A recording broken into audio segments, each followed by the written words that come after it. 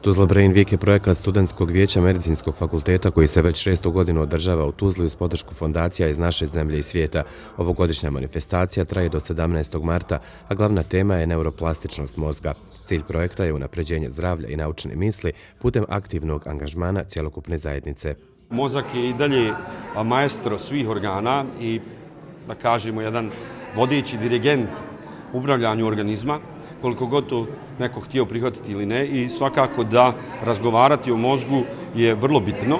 Sedmica mozga u Tuzli ima za cilj umrežavanje mladih profesionalaca i ljekara na čelu sa mladim ljudima kao glavnim nosiocima pomenute ideje. Pored toga, to su plenarna predavanja, stručne radionice, zatim sesija biomedicinskog inženjeringa, TBV kviz, TBV talks i studentsko-naučno-istraživačka sesija. Intelektualni nivo zavisi od pre svega mozga i moždanih ćelija, tako da uvijek trebamo staviti akcenat na neuronauke i baviti se tim jer budućnost jeste u proučavanju neuronauka.